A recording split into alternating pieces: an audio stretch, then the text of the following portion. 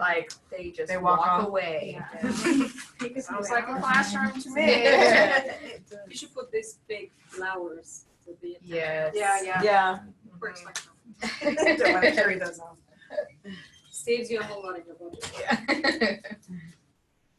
Julie, are you all ready to start? Yes, we are. All right, we're going to go ahead and get started this morning. The title of this workshop is Increasing Learning Outcomes for Online Students Using Real-Time Group Meetings. And we have Drs. McWhorter, Helpers, and Consalvo here to talk to you about some strategies for working with your students in an online environment. And so feel free to ask questions. There's a chat box. You can, if you're online with us, you can actually pose questions or ask for anything that you need. If you can't hear us, let us know. And so we're just going to get started with this. This is going to be a fun opportunity to see how some of our faculty actually use real-time group meetings in their courses. Great. Thank you. I'm Rochelle McWhorter. I'm an associate professor in HRD, which is in the Souls College of Business. And I've actually been at the university since 2009 and finished up my doctorate and then hired into a tenure track position in 2011. As far as real-time group meetings, I've been doing online meetings since about 2013. I found as we were getting large online classes that there really was a lack of engagement with the students that I was used to having face-to-face. And when I started here, I taught only face-to-face classes. So I saw a real difference in that. So I wanted to be able to find a strategy. So I think this will be helpful for us today.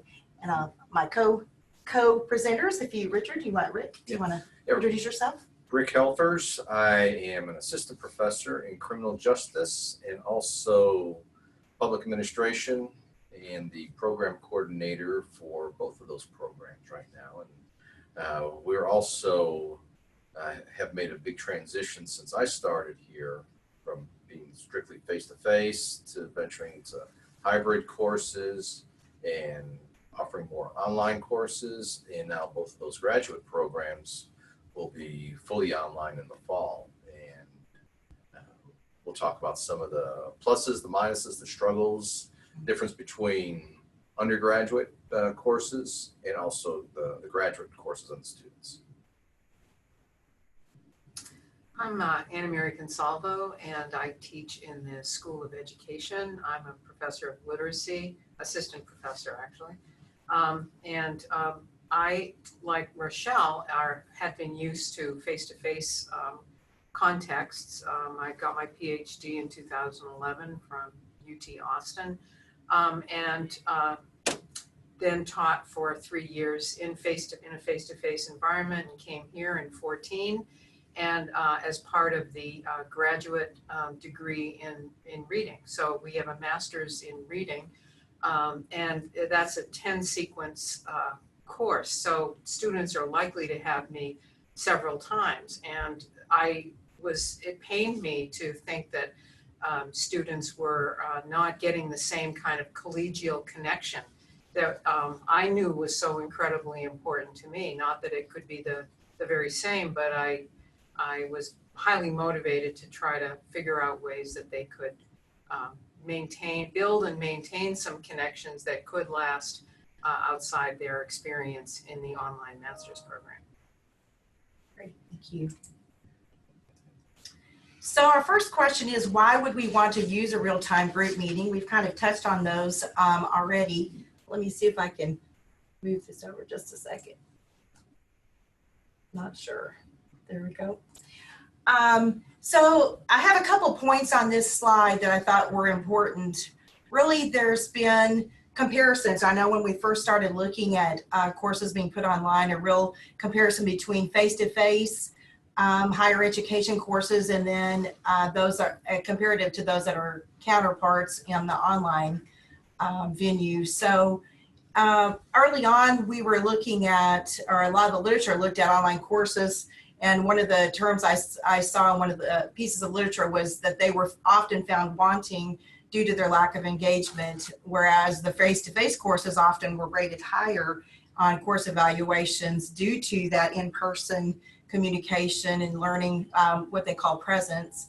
So since online learning, I would say, is here to stay, it is important to look at a few of the needs of the learners.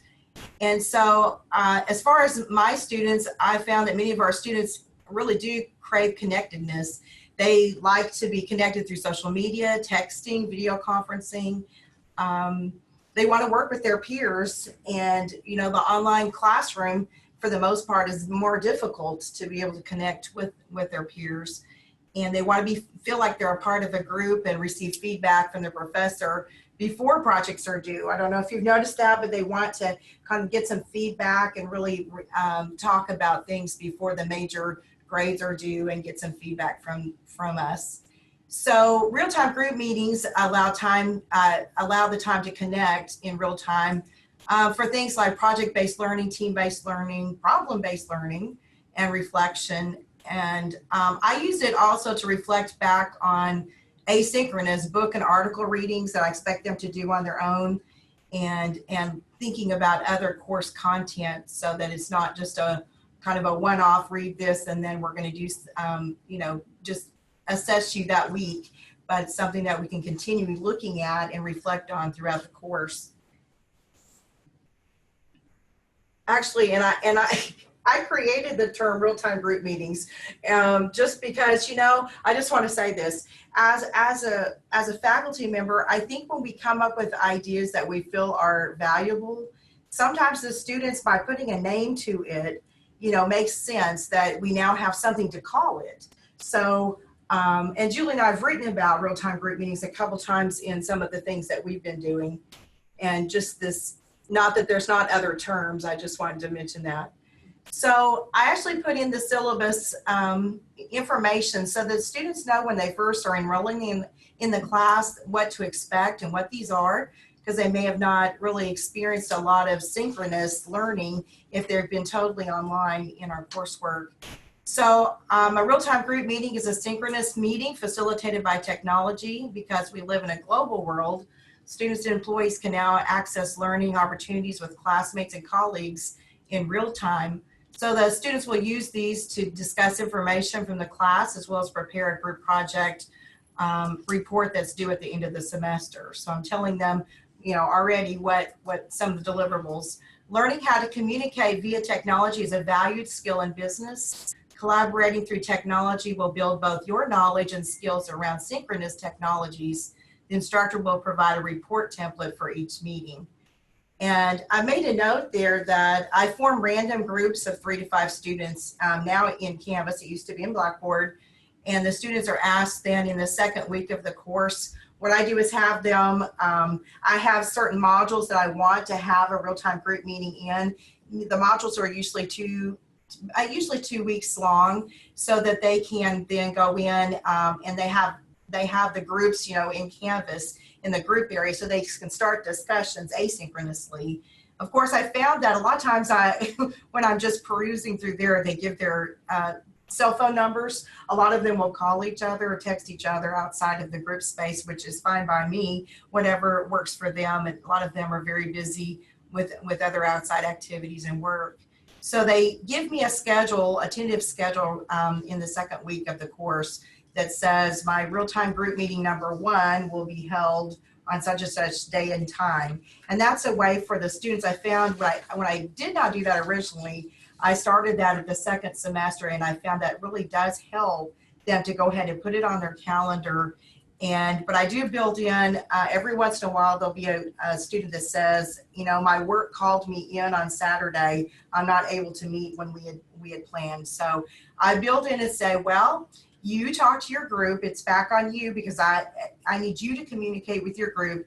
And this is very similar to what happens in business. If someone cannot come and they're crucial to the team can't meet without them, that there's some rescheduling that goes on. So I put it back on them, but where there's 3 to 5 students, it's not overwhelming for them. It's not like they have to reschedule the whole group, their whole class. I mean, they do schedule their group. And I say, find consensus on a date and time during that same time period, and then just give me proof of that, and then I'll change it on my records.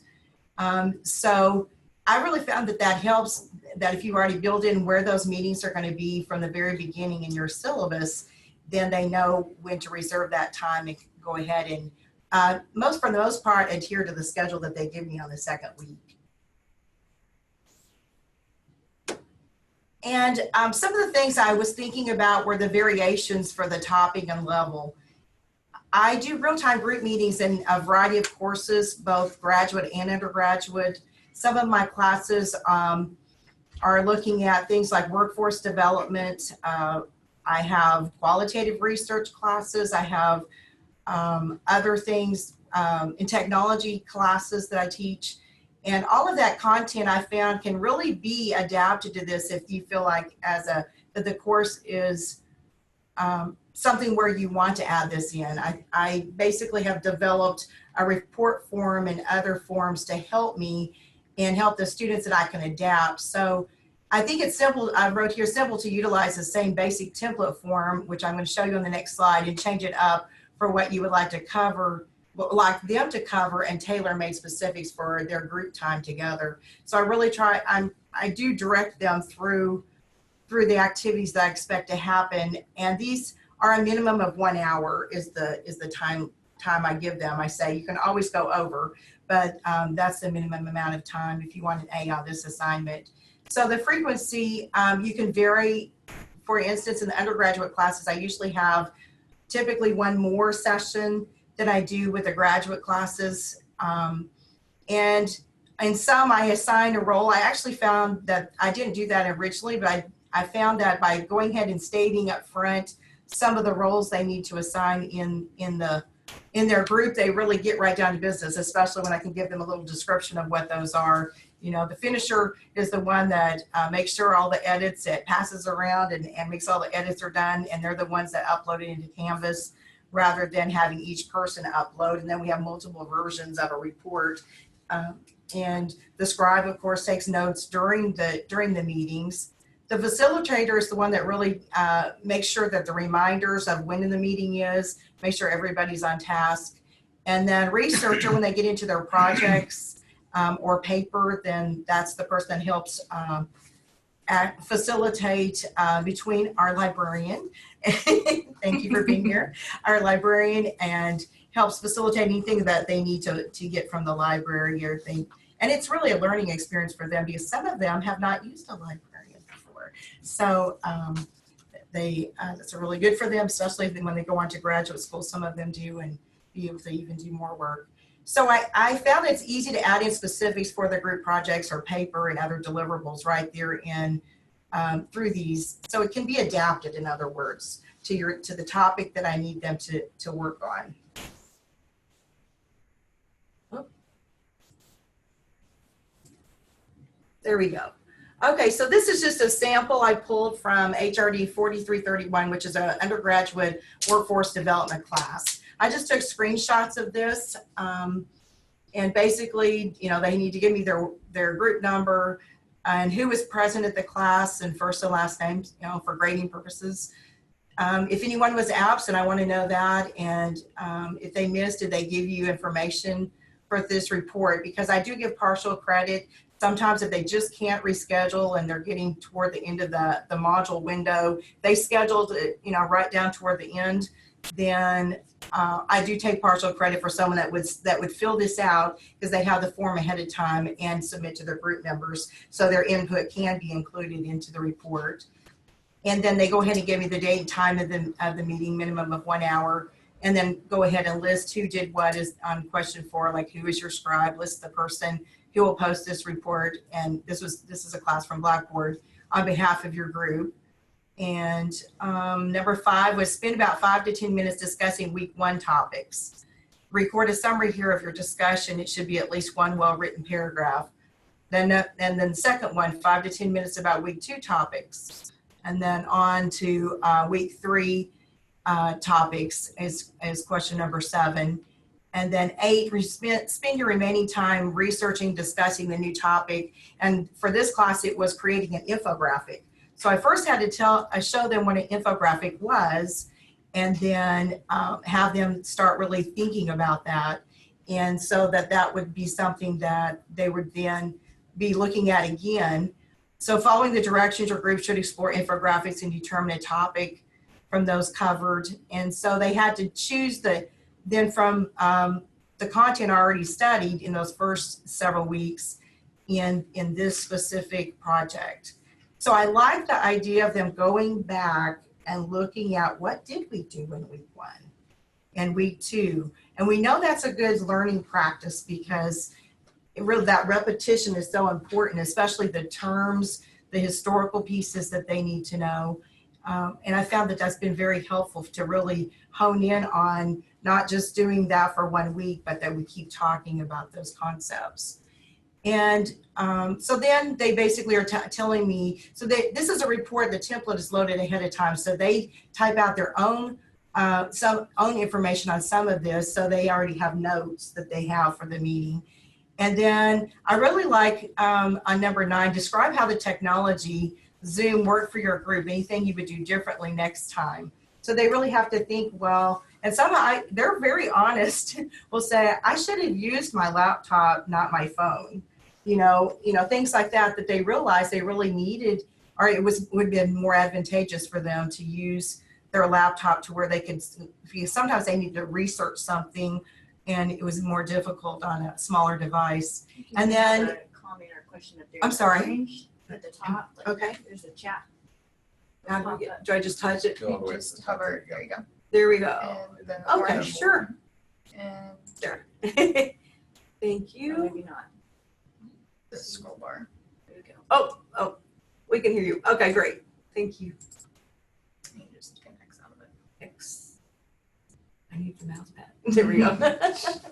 Okay, so on number 10, they just have to reflect on how did the day and week work for them. So, and about the setting the date. So to look back at what was the date and time that they planned for the next meeting, to make sure, again, just as we do in business and in our jobs, when are we going to meet back again? So I'm really teaching them some, I would say, business practices or good practices, professional practices that we always look forward to. When are we going to get back together again and discuss further? And then this is the accountability piece, which I originally debated very hard. Do I want them to record it and put it up on YouTube and unlisted and generate a URL or one of the repositories that we have at the university and where I have the whole recording? But so far, I really haven't felt the need to do that because of the reports that I get and the fact that they're pasting in. I'm asking them to paste in 3 screenshots, and I describe to them up front that I need to see the date and time. So, and I said, each person, well, if you're not the one talking, you could take a screenshot, but I need screenshots in the beginning 10 minutes, the middle 10 minutes, and the last 10 minutes. And that, so that I can see who was present. And to my knowledge, I've never heard that a student just drops off after the last one. So, I mean, I'm sure that could happen, but I haven't. Sometimes the other students would probably tell me, maybe, I don't know. But so I figured they're at least there for 50 minutes, even if they're not, if they take that screenshot even, toward that last 10 minutes. So the screenshot should appear as the answer to this question. So paste the screenshots here. So I just asked them to, to accumulate those screenshots, and I need to have at least one at the beginning 10, middle 10, and end 10.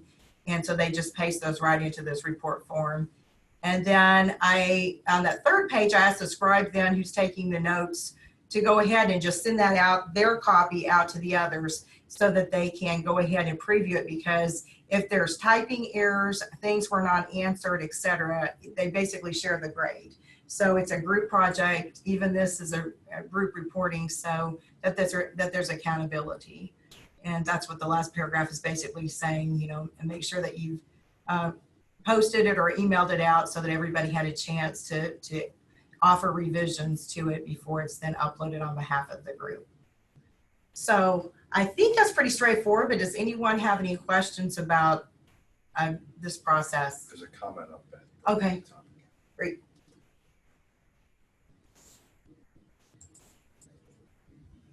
Our students graded yes, that is their week's grade. The grade for that week is on the RTGM.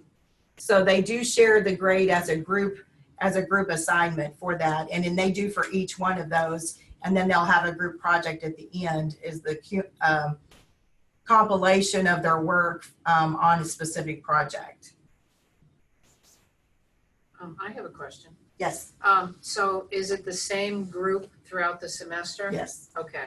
Yeah. So they can work out their Mhm. schedule, so there's a familiarity. Yes. Makes sense. Yes. Like to follow up on that. Uh-huh. I heard you say earlier that this one person has a conflict in schedule Mhm. and they're to work that out, and that's understandable. But what about a situation in online classes where their schedules are consistently different? In other words, you have somebody who works in the day, somebody who works at night. On an online class, you can handle that with the asynchronous nature of the course. But when you have real-time groups and a person cannot, I mean, there is no way that you can get everybody together. How do you handle that? We actually had this last semester, thanks, Tommy. There was a student that he was working 2 jobs, taking a full load, and he was in his last semester. So I did make provisions. I said, y'all come up with a solution. Good. Until I asked the student specifically, where will you be while your group is meeting if there cannot be an agreeable time? He said, well, actually, I will be at work, but I have a good rapport with my boss. He could allow me to take a break for at least 30 minutes and I could just be in the break room. He said, I don't know that I can have a laptop in there, but he said I could have a device. And so basically he connected part of the time in real time over Zoom, and the others he was listening in, he said, or his teammates would pose a question and he would text them back. So multiple device use, so he was still engaged.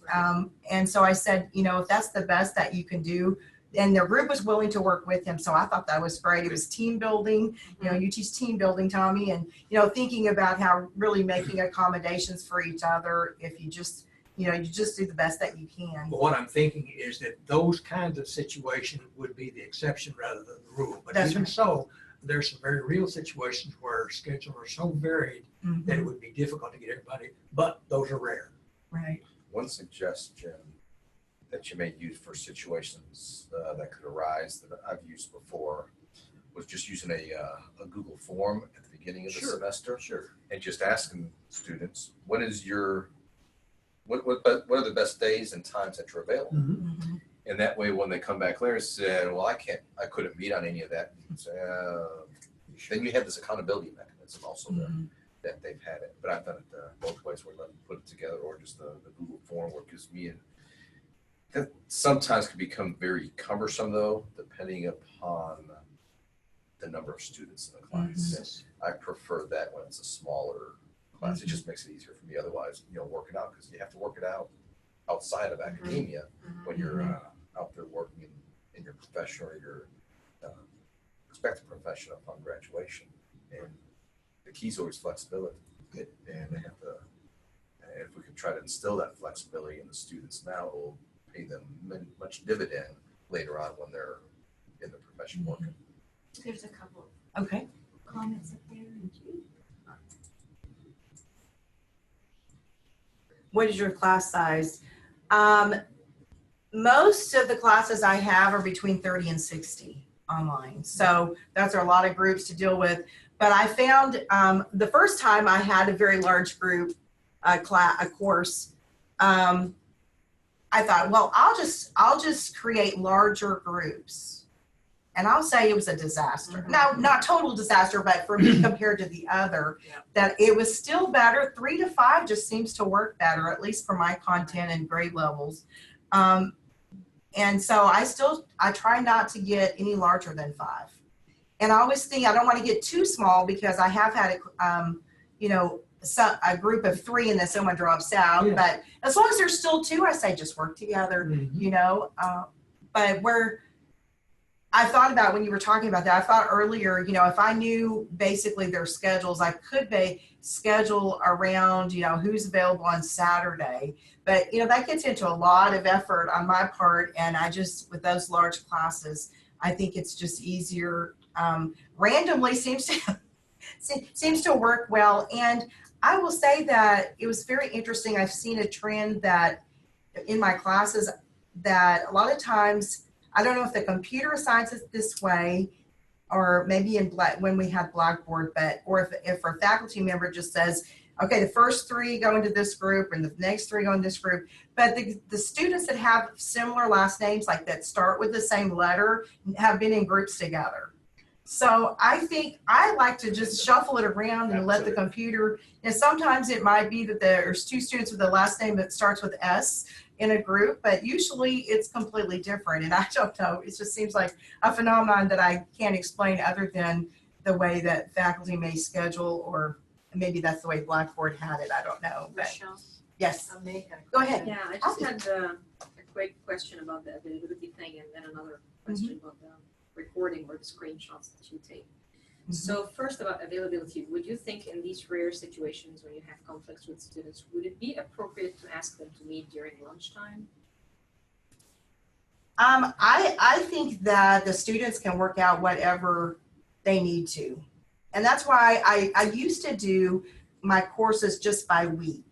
And I don't do a week 1, week 2 any longer, because I think it builds in more flexibility if we can do a module that's at least 2 weeks long for these types of things, so that they have a 2-week window that they can hold a meeting, in other words, or a 3-week window. They still have the same content, because you, instead of reading 1 chapter or 2 chapters, you would read whatever would be during that normal time period. So for most of my classes, I'm going to do this, and I've moved from weekly modules to modules that are that are multi-week. And my second question is regarding recording their sessions or their team. So you mentioned taking screenshots throughout the process, and this does provide accountability for their presence in the group, but I'm looking more into their participation in group discussion. Right. So if you record the whole 1-hour meeting and you tell them at the beginning of the course, I'm going to pick 2 or 3 meetings to monitor each module.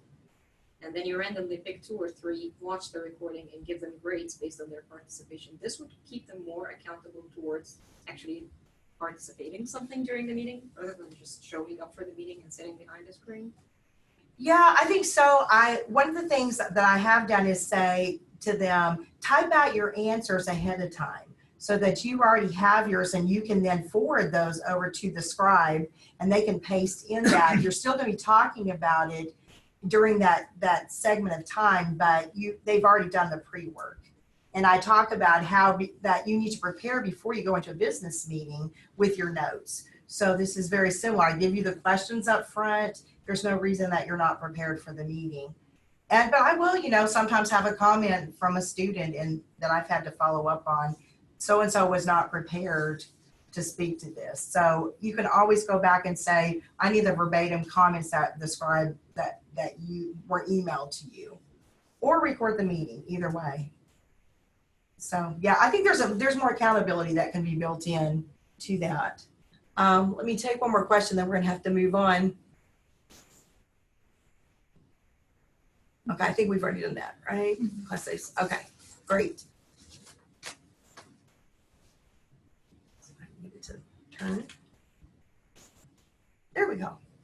So these are just some student comments. I like getting to know my group members through the Zoom meetings. I enjoyed being able to utilize Zoom in order to not have a communication barrier for our group projects. So talking about how hard it is to do group projects if you're only speaking asynchronously. I like getting to truly connect with my group and not just using email to communicate, and felt we had a chance to really get to know one another even though we had never met in person. I like the group work and the access to Zoom meetings. I also enjoy the freedom for each group to make the group project our own instead of every group just doing the same project. We got to collaborate and come up with our own ideas for the project, which I usually give them some parameters, like maybe 4 different ideas, and then I say, or you can post something to me. And they still pick their topic from the textbook or the readings to base it on. I really enjoyed the RTGMs, they've had RGTMs, and working in a group to discuss the modules, which is very different than most online classes. Actually being able to have conversations with others regarding the material was a refreshing change from the usual online course routine. I thought the course was well thought out. Okay, Rick. All right. talk about some of the things that that I've done to try to increase engagement. Where I put just have a few slides with some talking points here. The first one is a goal. I want to be able to determine, what is the ultimate goal for the students that I want them to achieve with their learning outcomes. And so there's a justification for everything and every activity that I would engage in. I use Zoom meetings quite often in my courses. I have used them, and then I've also decided sometimes not to use them, just because some of the students and feedback that I get. But the overwhelming majority of it is that the Zoom links that I provide, I organize them, and that way I provide the links to the students within their groups, so they don't have to worry about trying to figure out who's organizing the group, who's going to send out the meeting link. And so this way they have it in their group. They just have to click on it and click on the link and be able to engage in it for each of the assessments that I would have. I don't use a whole lot of them throughout the semester. When I first started using them, I was using it almost every week, and that became a little too much for the students. Because the students, they know that it's an online class, but if there's a group meetings, they just really didn't want to meet with their group consistently. Just like what Rochelle was saying, a graduate course, 2 or 3 times a semester is sufficient, and maybe with the undergraduate courses, once a month throughout the semester is sufficient also. And you can see up on the screen with the Zoom meetings I have at the beginning of the semester. The students like, overall, to generalize them, they're going to like the engagement with us as professors that are going to be teaching them the material.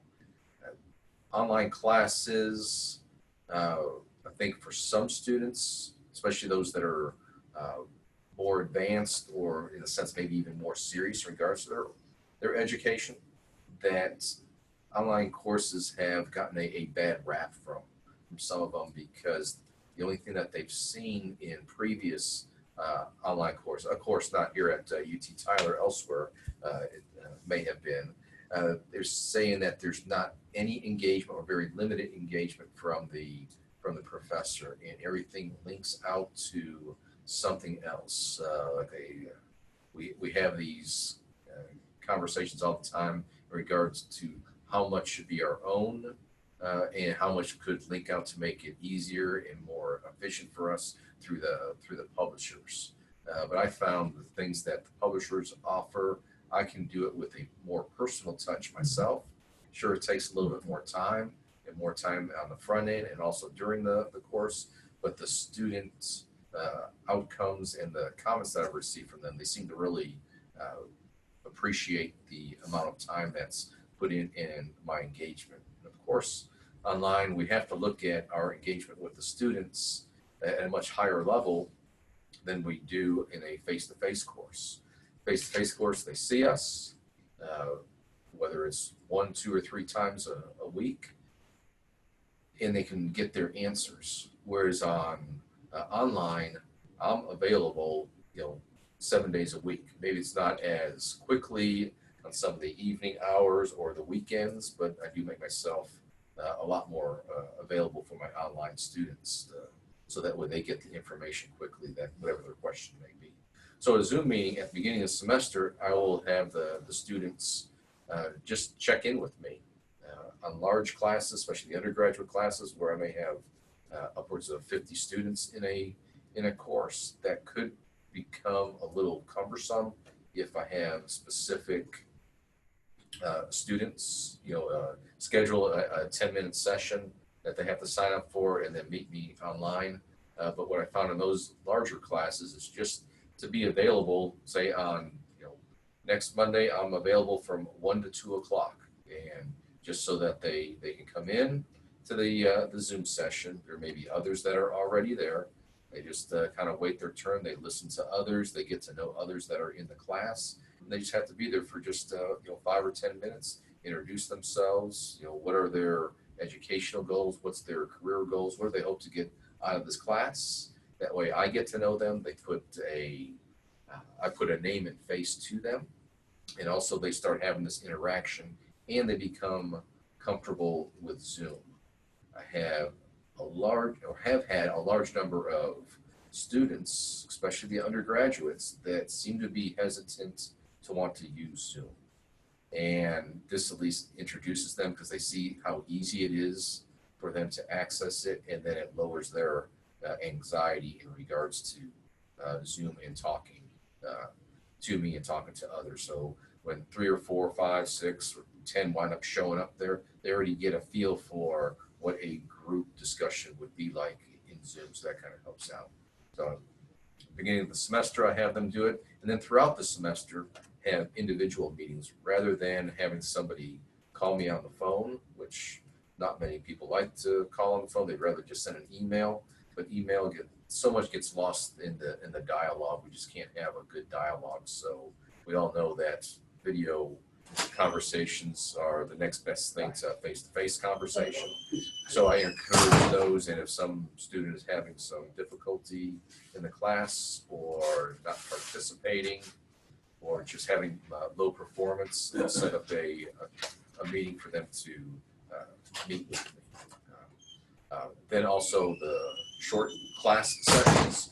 What I started experimenting this semester, it was through a PETS type of course that I developed last year, was to start having the hybrid session being face-to-face. It was a small graduate course, so it worked out really well that we meet every week for an hour and 15 minutes or so to discuss their reading material that they had for that week.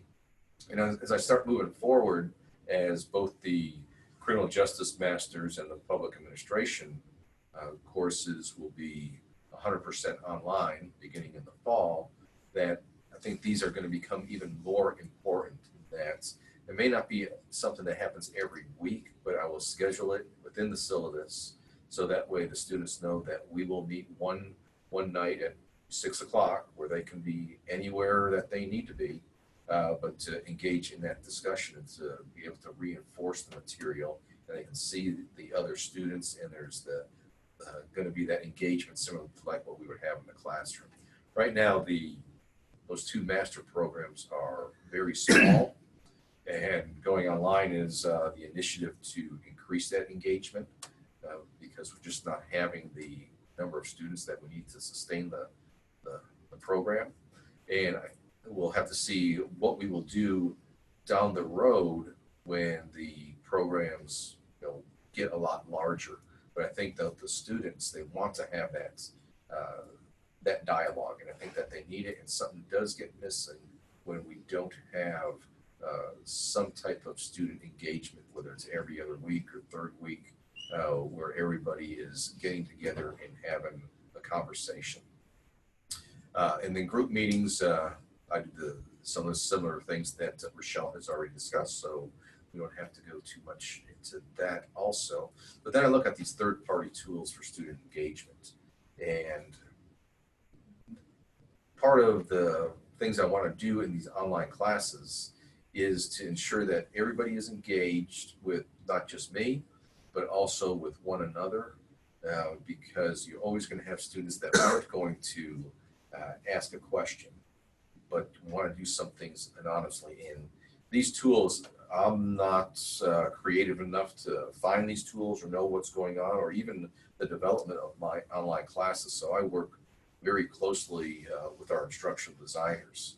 So anybody that's online or here that if you don't use the resources that the university provides, I strongly recommend engaging with the instructional designers, because all of them have just a wealth of knowledge, and they come up with new tools, it seems, every semester that I kind of play with and see what works best for the students.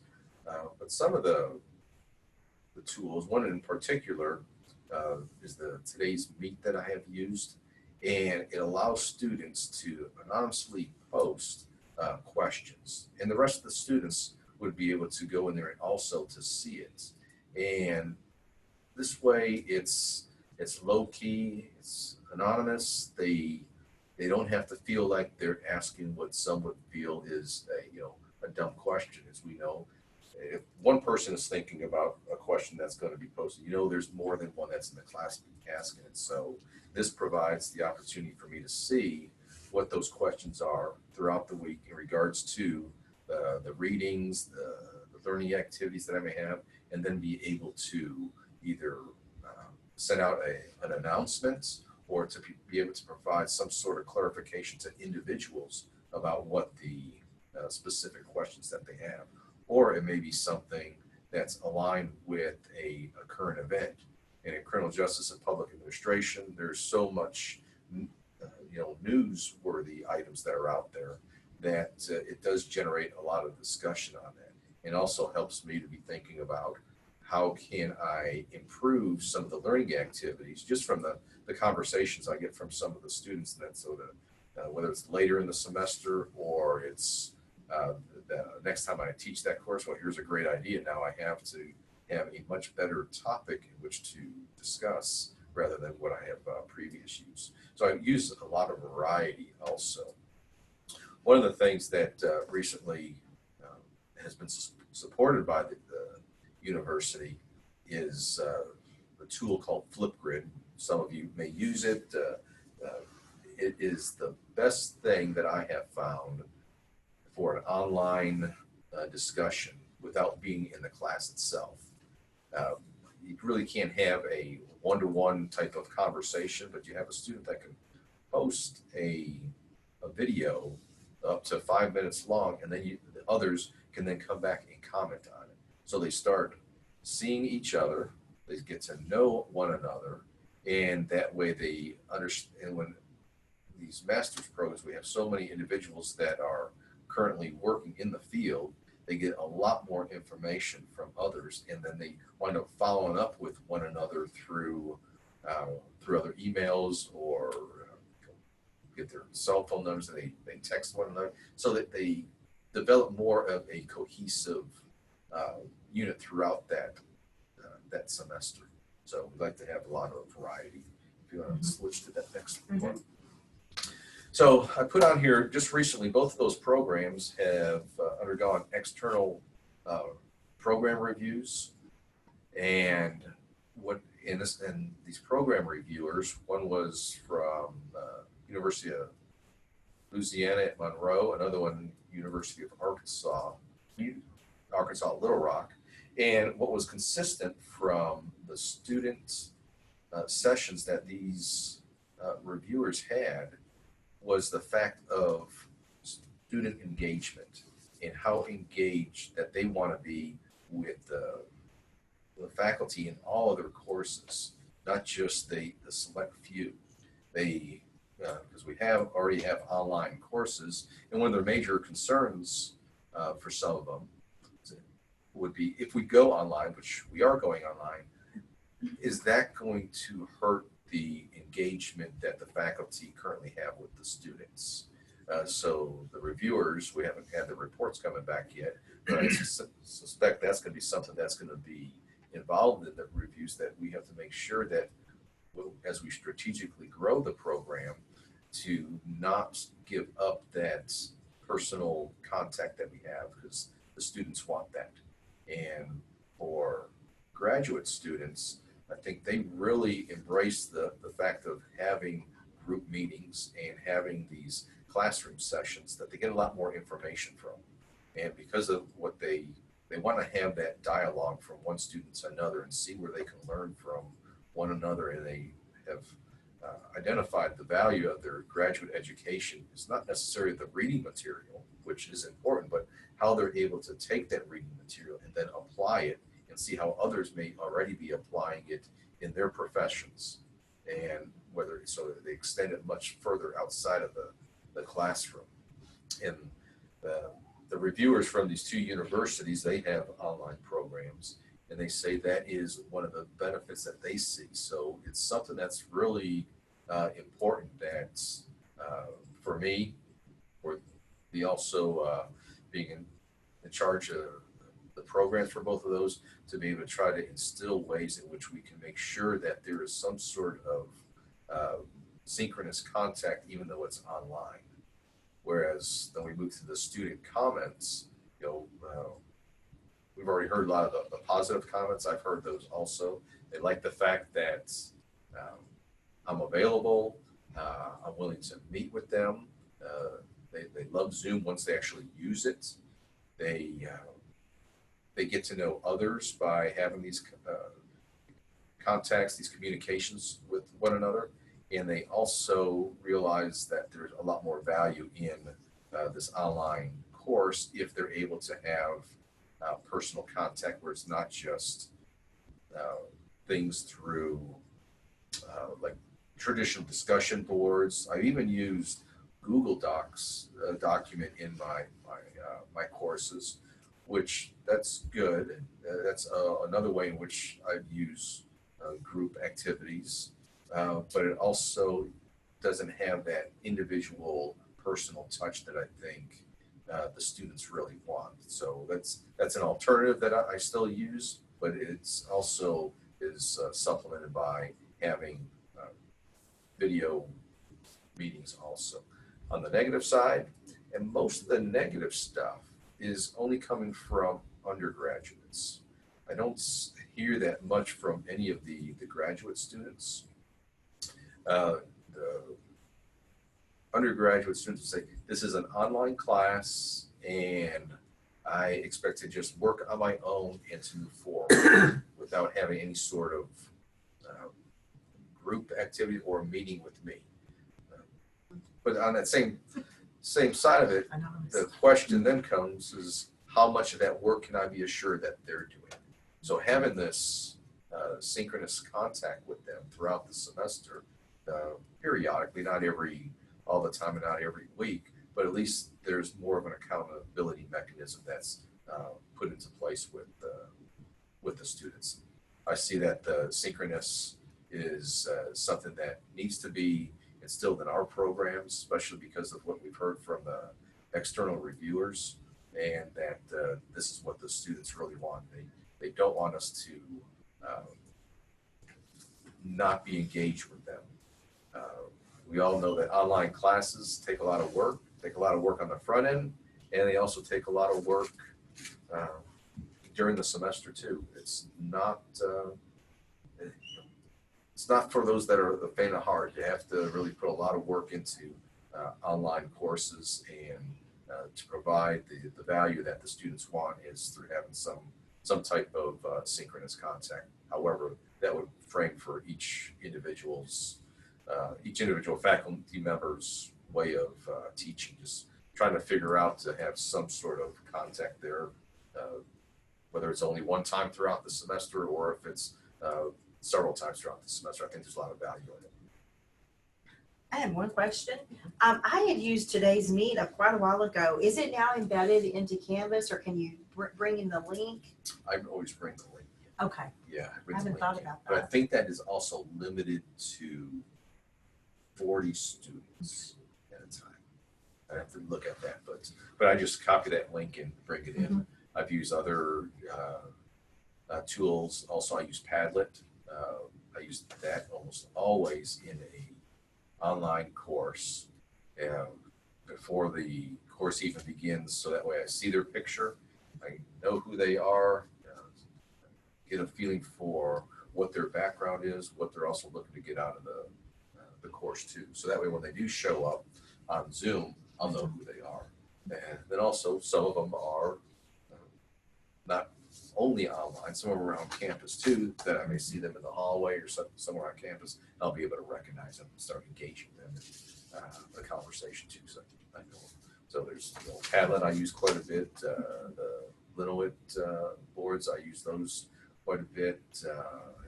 Today's Meet, just for that student engagement. But the best thing that I found is Zoom. It's a great resource that we have, and it really enhances an online course. Thank you.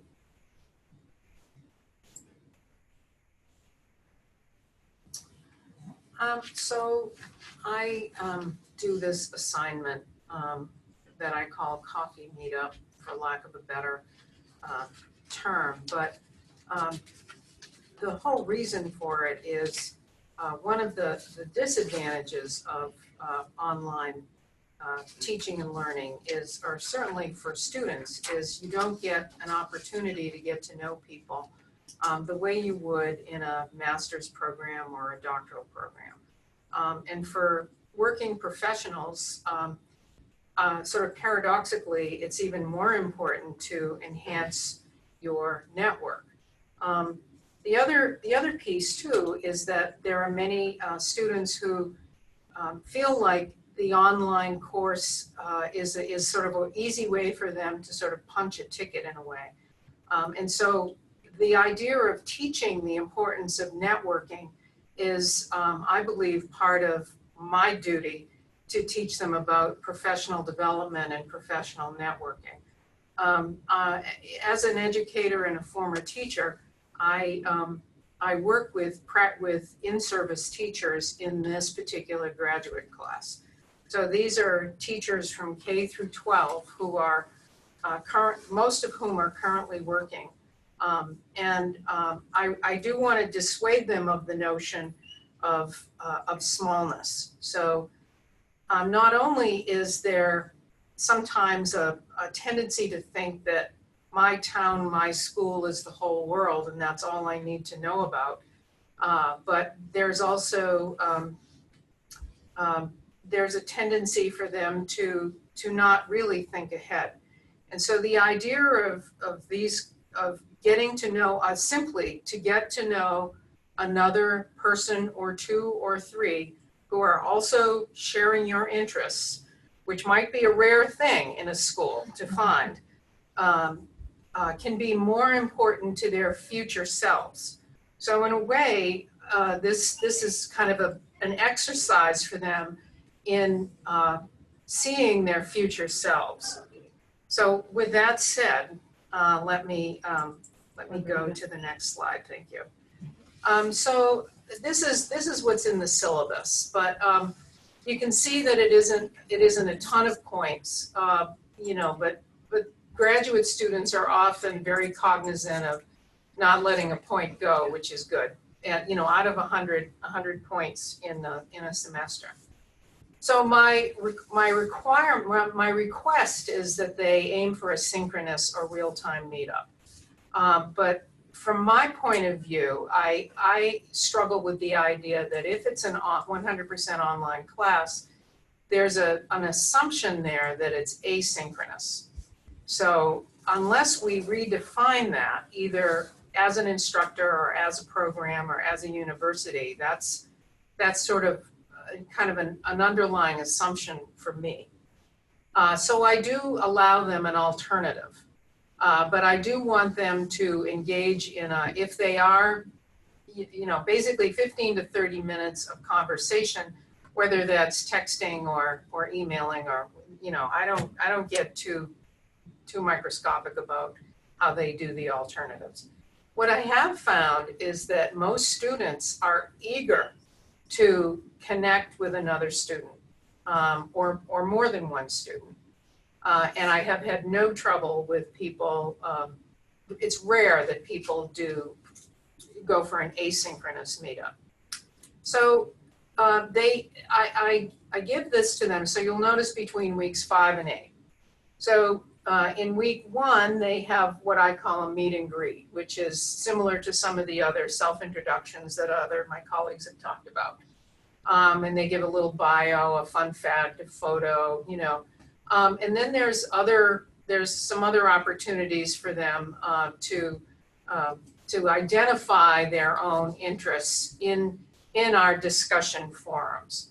So I tell them this in week 1 about this, that they need to be on the lookout for people that they might connect with.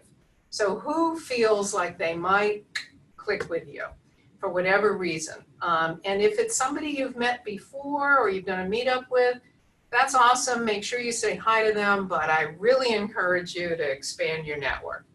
So as I said before, because of this 10-course, 100% online program, they're likely to have me anywhere from 3 to 5 times. So they're likely to have an opportunity to do this assignment 3 to 5 times. So, Sorry. thank you. You've got the touch. Appreciate that. We'll see. There you go. All Is that right, it? thank you so much. So these are repeated opportunities to consolidate, expand, and explore collegial friendships. And we talk about, well, what can you talk about if you don't really know? Well, you can talk about your project, or you can talk about, your school, your context. Talk about something that's working well in your class. Talk about something you're having a little bit of challenge with that you're comfortable sort of inviting a thinking partner into. So I try to give them something that they can talk about, because many of us are shy, many of us get tongue-tied, and so if you have a little script going in, I don't know about you, but for me, it makes me feel a little more confident, and it can really go someplace. So the idea is that not only when they need something like, I'm in big trouble here, folks, but also when they're curious or excited and there isn't somebody at their school who's necessarily on the same page. And that happens frequently, or they don't feel safe, talking about, oh, I really want to do Google Chromebooks. Remember Sophia did that, and do you remember that? And help me, are you interested? So they can get somebody to be like a fellow nerd, have a little nerd party with somebody that is going to get super excited too. So, yeah. So their assessment is, I asked them to write me a short letter. Tell me who you reached out to, the date, time, and mode of your meetup, and a little bit about how it went.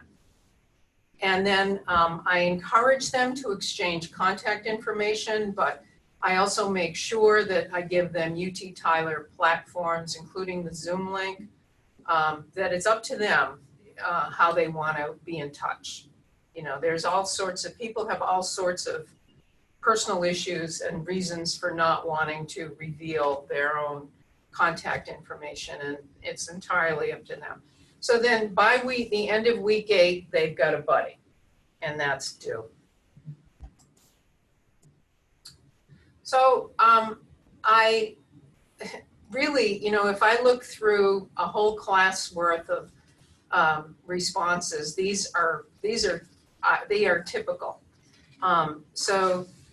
I noticed in response 1 said, we even had a mutual colleague. It went really well. I found Mary to be an interesting gal and found it helpful to talk to a classmate that seemed to be in the same boat as I was when it came to working full-time and going to school. I really appreciate speaking with her. There aren't a lot of, there's not a necessity for teachers to get a master's degree in this state. It is in other states, but not here. So really this gal going for her master's degree might really be an anomaly in her school. The other piece of this that it does is there's such a thing as teacher isolation that's been completely documented for decades. And this really helps them build the sense of that they're part of a larger professional network. Professional organizations do that too, but sometimes there's more kind of hand-holding or support.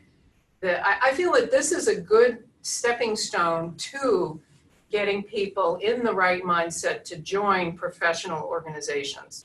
The other thing that I feel like this does is it helps with the kind of impact. So if teachers are not feeling lonely, if they're feeling like they can reach out to somebody, think of that almost geographically, there are these networking lines in East Texas, okay? So here we are in East Texas, and we're trying to help make East Texas stronger and better in all kinds of ways. I feel like this is a very real way to do that, because teachers get excited.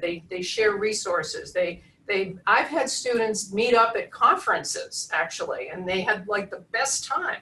And it's joyful for me to hear that. So here's another one. We agreed that when she comes next year for a visit, they live close enough, we'll get together face to face. That's a big decision. That's a commitment. I'm sure that Jane and I will talk again outside of our required assignment, which is awesome. It's like agency. So you're seeing agency there. We have a lot in common and are close in age and stage of life. I'm looking forward to keeping in touch with her and thankful that our coffee meetup has allowed us to get to know each other. Okay, and then this one I thought was pretty interesting. Meeting over the telephone because of a family issue. We had a great visit, talked about, daughter, all this stuff. Family, she's a stay-at-home mom. I chose to stay home with my children when they were young, so we had an instant connection. I mean, I feel like, discourse-wise, that's an important, they did have a connection, They were strangers a minute ago, and now they're not. Marge was easy to talk to, and I enjoyed our visit. I'm grateful of the opportunity. In an online program, it is difficult to make connections. Without assignments like this, I would simply turn in my assignments, maybe become familiar with a few names through class discussions, but probably would never reach out to anyone on a personal level. And I think one more. Last student response here. So they met face-to-face at a Starbucks. So you can see that I'm putting in pseudonyms and so forth, but you get the idea. This was exciting for me because it was my first in-person coffee meetup. I'm so excited that you're excited.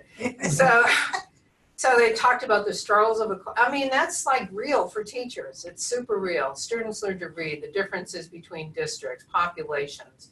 So they really were talking shop. Okay, so the assignment, we talked about how to do a literature review. They're doing a research proposal, and it's hard. Okay, so they're working hard.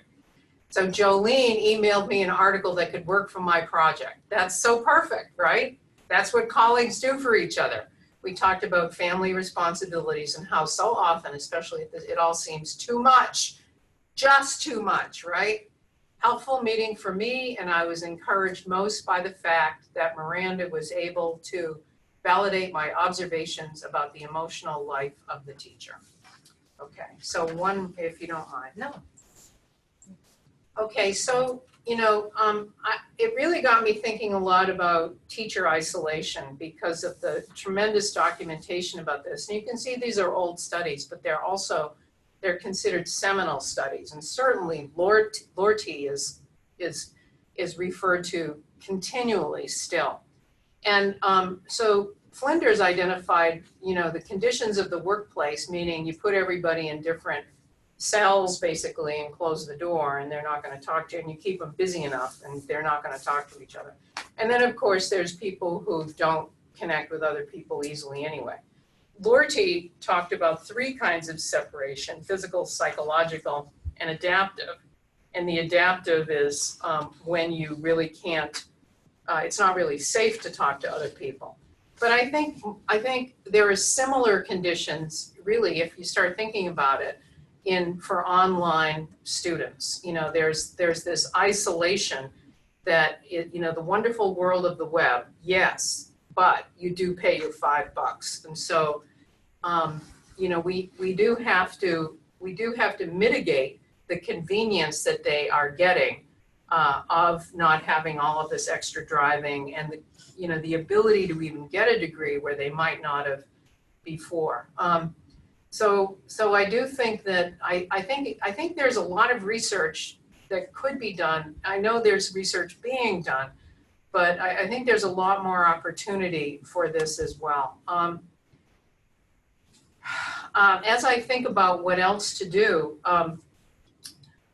I'm thinking about, in my discipline, for example, writing conferences are a thing. And it's really important for teachers to get to know how to do them well. And one way and I teach a master's course online in writing workshop, okay, is to have online face-to-face conferences. But when you have 40 or 50 people, you're gonna, the logistics get daunting. So having small group meetings, having limited, not maybe, depending on your discipline, the frequency of such meetings would vary.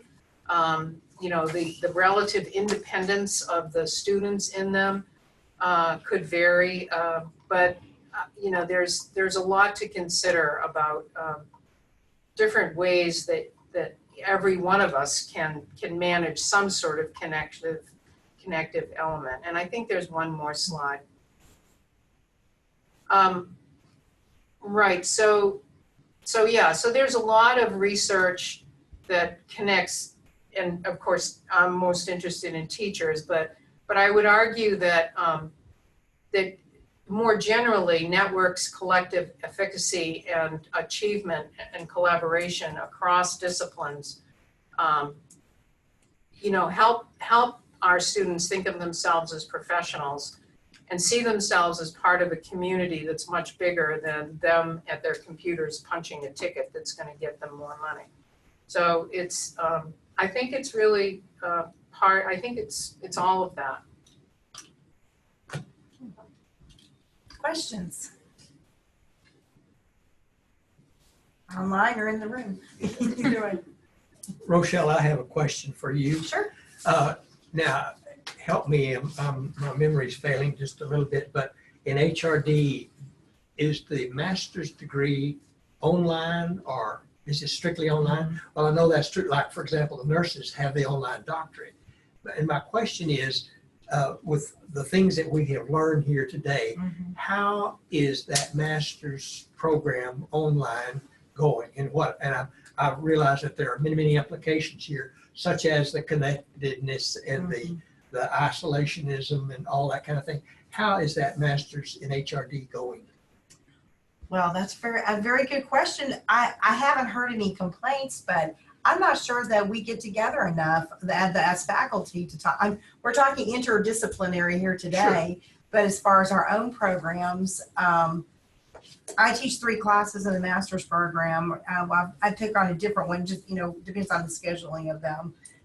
And I build in synchronous, but I'm not sure that the other classes That are. was my next question. So it might be something that I can take back and offer to my department.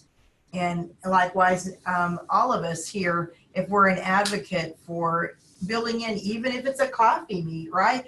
I actually took Anna's class, and that's why I knew it was such a good practice. And I still remember the time talking with the teacher, because I was a former teacher myself, and talking about some topics that we were interested in and how important it was. And I actually took Rick's class, and we recorded Zoom meetings. So I knew how important that was. And I thought, that's so similar to what I'm seeing in what I'm doing, and how relevant that I thought as a student, and then as a faculty member, I think that it's interesting to be able to make those connections and really learn from each other and have the support from each other. So I think that each of us, if we're a proponent for that, should take that back to our departments and talk more about it. What are we doing in our different disciplines that can help students engage more? And I wrote down several of the things that Rick had offered. And as far as Flipgrid, I've gone to Carol's Flipgrid class, but I haven't incorporated it yet into a class.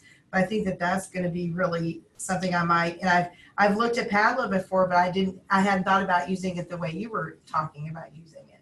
Yeah, I think we may sometimes maybe get confused with how much engagement. I just think that just the variety of different things. It doesn't have to be a Zoom meeting where you're meeting every week. Right. You just have to find that balance. What can you do beside it only being online, where you have your traditional discussion boards, writing assignments, or other things that you may do where or even groups where it's a group discussion board, but there's not that interaction. I think everybody wants to have that type of interaction, and for each discipline's different, each faculty member's different, but trying to find that balance of what is the best way in which to organize a class so that way the student does not feel neglected and they're just going through motions to check that box. I took that course to get that degree, because there's more to education than that. I am inferring from the things that I have heard here that this discussion represents a response to the elephant in the room, the big issue in online courses of a lack of connectedness and a lack of the interaction among people. So am I to understand that this thinking is relatively new with respect to online classes? As far as I know, the quick answer would be yes. I had a different career before I came here and started teaching. And just from the conversations and comments I've received from other students that may take their other courses outside the university or even some here, that there isn't as much connectedness in online.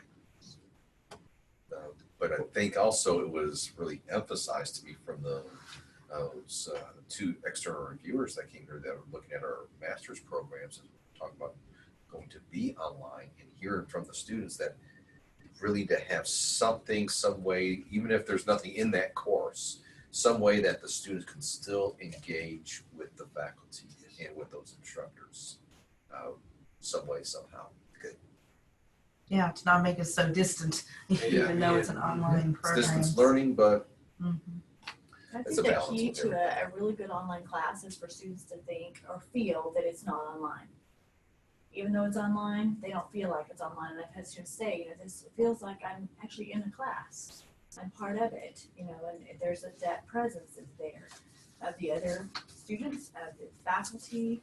And so whatever you do, whether it's a Zoom meeting or a Skype meeting or it's asynchronous or synchronous, as long as students are engaged and they're plugged in and they feel like a valuable member of the class, I think that's the key. yeah, it's a good point. We have a lot of resources here at the university, and I record lectures.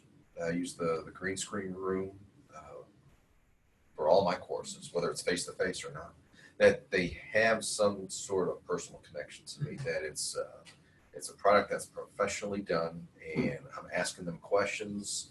I may be joking around and encouraging them to reach back out to me on those. So it's not like some courses that I have these comments that students say, well, you go to a lot more in depth in preparing these courses because you have this lecture, you're asking questions to us and referring to the readings, referring to personal experience. And they say you're not just sitting in front of your computer and just recording yourself or like a voiceover PowerPoint. They like the engagement. And there's nothing wrong with those courses that may have those with the instructor sitting without having that green screen room. It's just what's that instructor's personality, their approach to the course, and how do they engage in the course with the students, because there's multiple ways to engage effectively with the students that go well beyond what we talked about here. Right, so personal touch. So in other words, like, there's the category of personal touch, which I feel like you were just talking about, which helps with the feeling of belonging. But then there's real-time group meetings or real-time one-to-one meetings, real-time meetings, which can be, as we've discussed, and then some of us are doing work with Twitter that, are real-time in a way too. But that's a different sort of way to engage as if you were, like Julie said, in a class. So I think it's helpful. It is helpful for me to think about those in two different ways. That the real time is kind of like connection on steroids, and the personal touch is nice and comfy, and sustainable across the whole semester and for the long time. Like everything is built like that. But I know I need more of the connection on steroids, that the real face-to-face, real-time stuff too. It's just trying to find that balance. Right. Sure. You can't overdo it one way to another because it is an online course. So how much real-time engagement can you have? Whether it's in one course, it's fine, but if it's throughout an entire program, is that just too much then?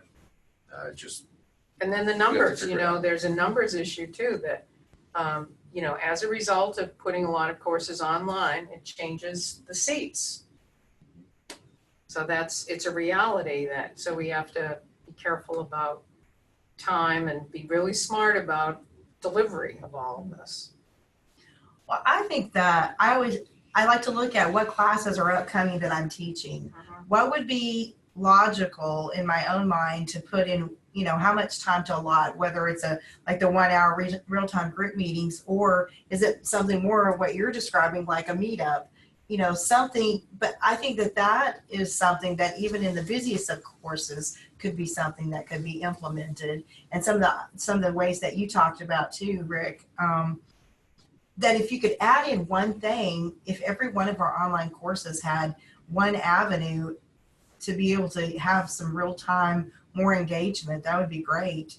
And I know Julie does the social media and so forth, but to be able to have things available for students to engage them, I think is really important for us. And for anybody here or online, I'll go back to what I said before, Yes. was with the instructional designers, don't be intimidated by campus. Contact the instructional designers. They'll help you. Or even show you how to put it into your course, and you can learn how to do it so it'll make it easier for you down the road. So just don't be intimidated by the whole technology stuff, which can be overwhelming. Do we have any online questions? Any questions from our folks on Zoom?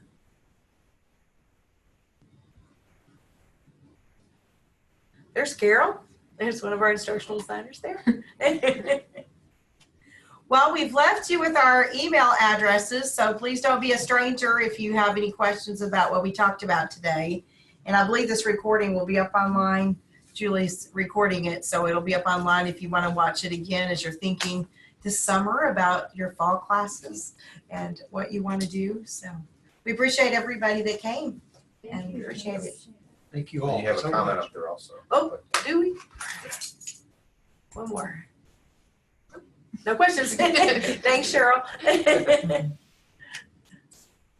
Okay. Stop it. How do I, let's see. Stop recording. Thank you.